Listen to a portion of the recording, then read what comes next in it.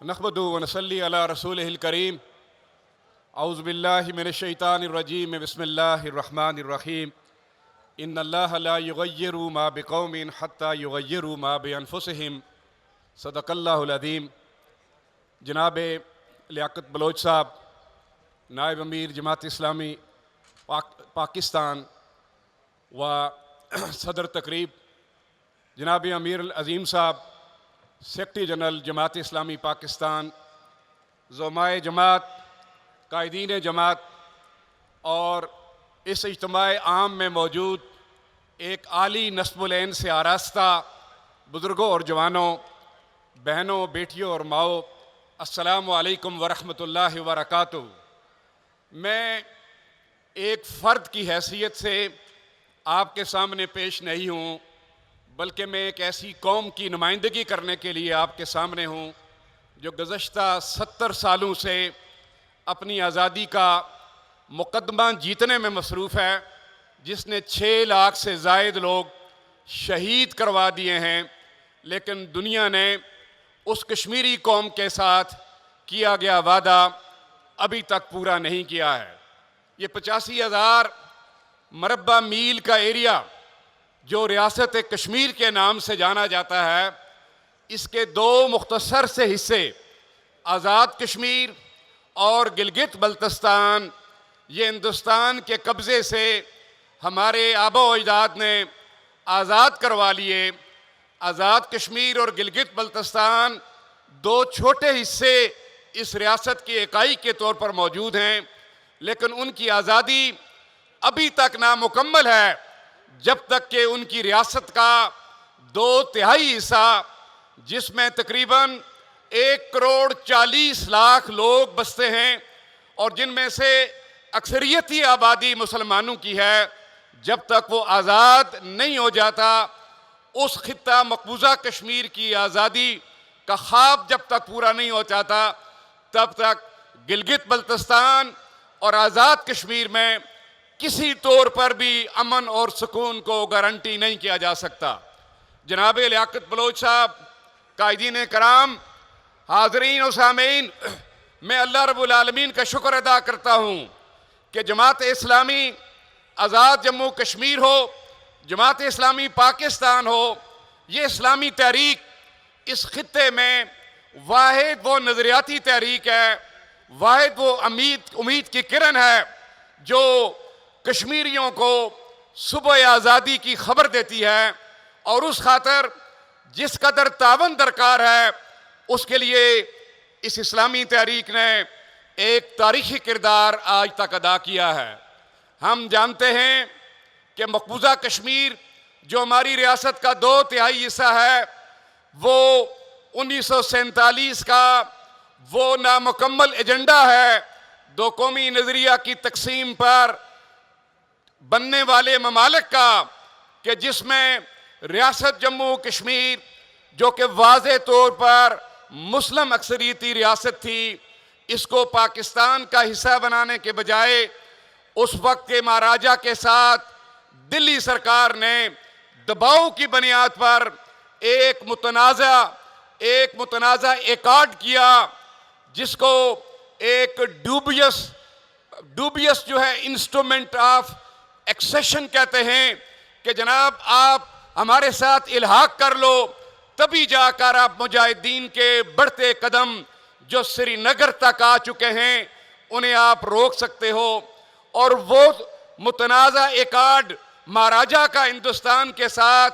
India Pakistan की पहली जंग का बायस बना। और उस जंग में फिर ये हिंदुस्तान ही था कि जिसने अक़वाम मुत्तहिदा के दरवाजे पर जाकर दस्तक दी। और सामीन मुकर्रम, ये वो दिन है कि जिसके नतीजे में सीज़ फायर लाइन बनी और आज फिर लाइन ऑफ कंट्रोल के नाम से एक बड़ा बदनमा दाग जो इस वक्त साउथ एशिया के माथे पर है, इस लाइन ऑफ कंट्रोल ने आर पार के कश्मीरी फैमिलीज़ को जुदा करके रखा है गुज़श्ता 70 सालों में। और इस इलाके की जो रियासती इकाइयाँ हैं उसकी इकानमी को बर्बाद करके रखा है और हिंदुस्तान को खुली छूट दे रखी है कि वो अपने कब्जे में मौजूद कश्मीरियों पर इस तरह जुल्म करे कि उसने 9 लाख से जायद अफवाज मकबूजा इलाके में डिप्लॉय करते हुए दुनिया के सामने सबसे ज्यादा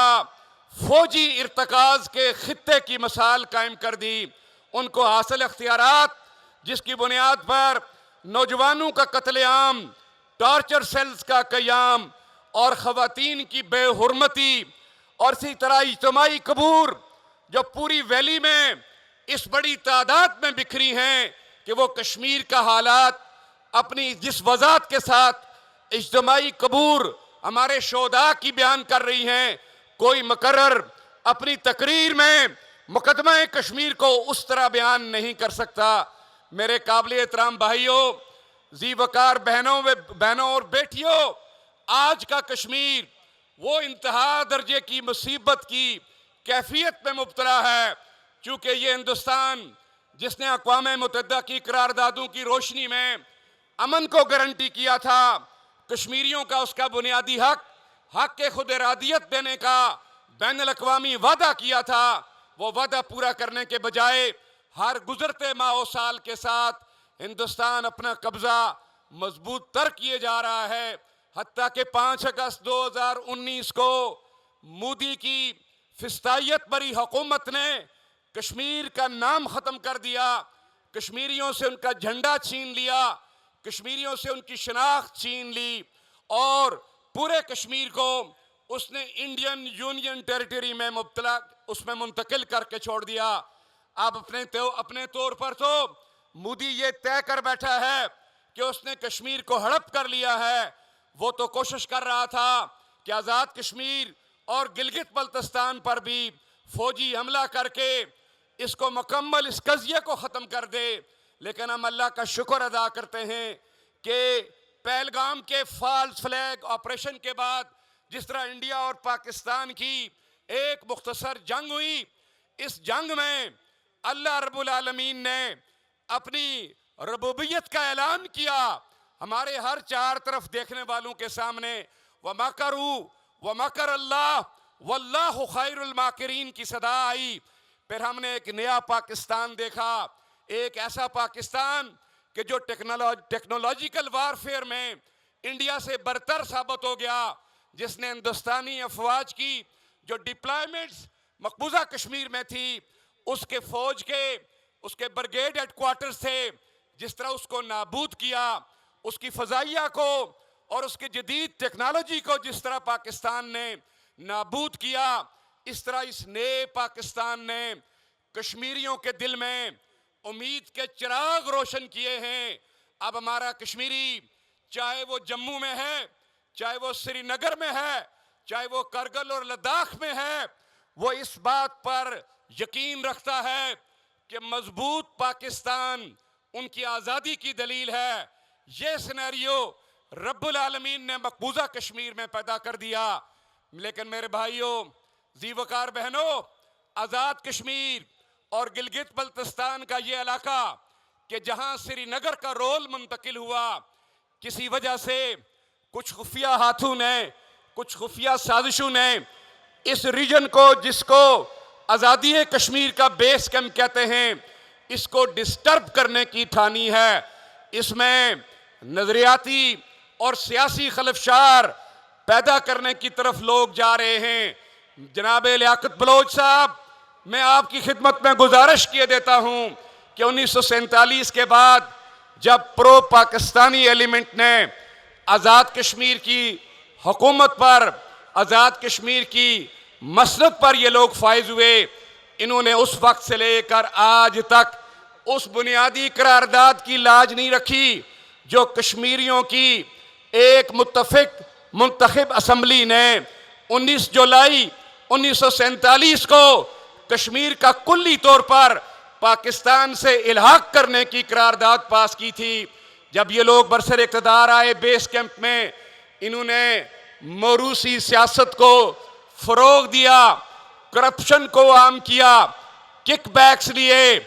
और हमारी इस मुख्तसर सी आबादी में रहने वाले नौजवान उनके हकूक़ की परवाह नहीं की। हमारी ख़वातीन उनके एम्पावरमेंट के लिए नहीं गए। इसी तरह रियासत का निज़ाम चलाने के लिए बैड गवर्नेंस की बदतरीन मिसाल कायम की गई। इल्ला माशाअल्लाह अव्वलीन वक्त के चंद हमारे बड़े सरबराह सरबराहान, उनका किरदार तो मिसाली रहा, लेकिन एक अरसे से एक ऐसी लाट आज़ाद कश्मीर और गिलगित बल्तिस्तान में बरसरे इक़्तिदार है कि जिन्हें बेस कैंप का जिन्होंने हुलिया बिगाड़ दिया है, और वो ज़ाती किकबैक्स, रिश्वत, अकरबा परवरी और असबियत जैसी मकरूज लानतों को उन्होंने फ़रोग दिया, जिस वजह से ये सारा खित्ता डिस्टर्ब है। और जब नौजवान जो जी जनरेशन के नौजवान हैं वो गिरदो नवा की रियासतों के हालात देखते हैं तो पूछते हैं कि हमारी लिटरेसी रेट बड़ा मज़ेदार है, लेकिन बेरोज़गारी की शरह बहुत ज़्यादा है, हमें कब जॉब मिलेंगे? तो आज़ाद कश्मीर के हुक्मरान उन्हें पाकिस्तान की तरफ उंगली करके इशारा करते हैं कि जनाब पाकिस्तान कुछ नहीं दे रहा, इस बुनियाद पर आप महरूम अल किस्मत हैं। लियाकत बलोच साहब और सामीन ग्रामी, जमात इस्लामी आज़ाद जम्मू कश्मीर का इस सारे के सारे नज़रियाती और सियासी अदम इस्तेकाम पर मौक़िफ़ है कि आज़ाद कश्मीर का वो एलीट, वो सियासी एलीट कि जिसने मरात याफ्ता तबकात की तादाद में इजाफा किया, महरूम अल किस्मतियों को जिन्होंने फ़रोग़ दिया, उसके मुकाबले में एक मुख्तसर 10 रुकनी काबीना जब तक आज़ाद कश्मीर में नहीं बन जाती, सेक्रेटरीज़ की तादाद को जब तक कम नहीं किया जाता, और आज़ाद कश्मीर में 8000 मेगावाट बिजली पैदा करने का जो पोटेंशियल है, जिसको महकमू ने बाकायदा आइडेंटिफाई कर दिया है, जब तक वो बिजली आज़ाद कश्मीर में पैदा करने की जामे मनसूबाबंदी नहीं की जाती, तब तक हम 500 अरब रुपए सालाना पैदा करने वाली रियासत जब तक नहीं बन जाते, हमारे हालात ठीक नहीं होंगे। हम पानियों की सरजमीन हैं, हाइड्रो इलेक्ट्रिक प्रोजेक्ट्स इस वजह से नहीं लग रहे कि जनाब हमारे कश्मीरी जो 2 मिलियन से ज़्यादा इस वक्त यूरोप और बरतानिया में मौजूद हैं, अरबों डॉलर्स उनके पास मौजूद हैं, वो पब्लिक प्राइवेट पार्टनरशिप के उस मॉडल को अख्तियार करते हुए अपना बिजनेस भी कर सकते हैं। आज़ाद कश्मीर में 8000 से ज़्यादा 8000 मेगावाट से ज़्यादा बिजली पैदा कर सकते हैं, लेकिन उनको कंड्यूसिव एनवायरनमेंट नहीं दिया जा रहा। राशि अफसर बैठे हैं, किक बैक्स लेने वाले डायरेक्टर्स मौजूद हैं। जमात इस्लामी ने आज़ाद कश्मीर की बैड गवर्नेंस का पूरी तरह डायसेक्शन करते हुए एक लाएअमल तैयार किया है कि जनाब हमारे पास हल मौजूद है। इसी तरह हमारा ग्रीन गोल्ड, जिसको जंगलात कहते हैं, आज़ाद कश्मीर हो या गिलगित बल्तिस्तान का रीजन हो, हम इस पे भी काम कर सकते हैं। हमारी सीनिक ब्यूटी, हमारा जो जमालियाती हुस्न है इलाकों का, वो आज़ाद कश्मीर का और गिलगित बल्तिस्तान का दुनिया में हसीन ममालिक की उन सीनरी से भी कहीं आगे है। इसको हम अपना टूरिज़्म हब बनाने की एक पूरी सलाहियत और मनसूबाबंदी रखते हैं। बस हालात का तकाजा यही, आपको मुबारकबाद हो कि आपने इस इज्तिमाए आम के ज़रिए जिस तरह बदल दो निज़ाम का नारा दिया है, जमात इस्लामी आज़ाद कश्मीर और गिलगित बल्तिस्तान भी उस फरसूदा और बदबूदार 77 साला निज़ाम की गिरती हुई दीवार को एक इंशाअल्लाह आखिरी धक्का देगी और गवर्नेंस को आज़ाद कश्मीर और गिलगित बल्तिस्तान में बेहतर करेगी, और जवानों और ख़वातीन के हकूक़ के लिए बड़े इनिशिएटिव्स में से जो बनो काबल का इनिशिएटिव है, जिस तरह के इसने पाकिस्तान में लाखों नौजवानों को तहरीक के साथ एसोसिएट किया है, इंशाअल्लाह आज़ाद कश्मीर और गिलगित बल्तिस्तान में भी 1 लाख नौजवानों को बनो काबल के उस अमल से गुजारने के बाद अपने यूथ को, जो हमारी आबादी का मुतर्रक तबका है, उसे आज़ाद कश्मीर और गिलगित बल्तिस्तान के बामानी और बामकसद बेस कैंप के लिए तैयार करेंगे। जनाब लियाकत बलोच साहब और इस बड़े इज्तिमा में शरीक मेरे बुजुर्गों, बहनों और बेटियों, मेरी आखिरी बात ये कि हम आज़ाद कश्मीर के बेस कैंप को जिस कदर मजबूत कर सकते हुए करेंगे, लेकिन सैयद अली शाह गिलानी ने उम्र के आखिरी हिस्से में एक नारा देकर हमें अपने हकीकी बेस कैंप की शनाख्त दे दी थी। सैयद अली गिलानी ने फरमाया था, हम पाकिस्तानी हैं, पाकिस्तान हमारा है। मेरे भाइयों और बुजुर्गों, सैयद अली शाह गिलानी की दूर रस निगाहें ये बता गई हैं कि बेस कैंप तहरीक आज़ादी कश्मीर का सिर्फ आज़ाद कश्मीर और गिलगित बल्तिस्तान तक महदूद नहीं, बल्कि ये 24 करोड़ पाकिस्तानियों के आखिरी घर तक तहरीक आज़ादी कश्मीर का ये बेस कैंप होगा। हम जमात इस्लामी पाकिस्तान की क़यादत के पहले से भी मोतरफ रहे कि इन्होंने हमेशा तहरीक आज़ादी कश्मीर की बड़े अच्छे अंदाज से रहनुमाई भी की और उन्हें ज़रूरतें भी पूरी की। लेकिन वक्त आ गया है कि बदलते तनाज़र में बैनुल अक़वामी तौर पर कश्मीरियों के मुकदमे के इन वादों को तनफीज़ के और अमल दरामद के मरहले में डालने के लिए पाकिस्तान का चप्पा चप्पा और पाकिस्तान के ये 24 करोड़ आवाम वो 6 लाख शहीदों के खून के पहरेदार बने, ताकि पाकिस्तान की कोई भी हुकूमत हो उसका डिप्लोमेटिक डेस्क इस तरह का कोई फैसला न करे जिस तरह के गज़ा के बारे में फैसले किए जाने की साजिशें हो रही हैं। हमारा बुनियादी मौक़िफ़ है कि अक़वाम मुत्तहिदा की करारदादों के मुताबिक हमें हक़ खुद इरादियत चाहिए, वो हक़ के जो आलमी ज़मीर ने कश्मीरियों से वादा कर रखा है। बस उस हक़ को हासिल करने के लिए पाकिस्तान भर की आवाम को, OIC के मेंबर ममालिक को और बैनुल अक़वामी डेस्क को पाकिस्तान जमात ने बिलखुसूस और पाकिस्तान की हर हुकूमत ने बिलअमूम इस पर वर्किंग करना होगी। मैं आपको यकीन दिलाता हूँ कि मोदी ने पहले भी शिकस्त खाई है। इंशाअल्लाह अज़ीज़ टूटता बिखरता हिंदुस्तान जिसके अंदर खालिस्तान की तहरीक मौजूद है, जिसके अंदर मिजोरम, नागालैंड और मणिपुर की तहरीकें बरपा हैं, वो किसी तौर पर भी कश्मीर को ज़्यादा देर किसी भी तरीके से अपने ज़ेरे तसल्लुत नहीं रख सकता। हम टूटते बिखरते हिंदुस्तान को पैगाम देना चाहते हैं कि आंखें खोलो और दुनिया की हकीकतों को तस्लीम करो और कश्मीरियों को उनका बुनियादी हक खुद इरादियत जमहूरी तौर पर दे दो, वरना आपके गिरदो नवा का मंजरनामा वो आपको हड़प करने के लिए तैयार है। अल्लाह रब्बुल आलमीन कश्मीर को आज़ादी नसीब फरमाए, पूरे पाकिस्तान को अल्लाह उनका हामी और मददगार बनाए। वाखिर दावाना अनिल हम्दुलिल्लाहि रब्बिल आलमीन।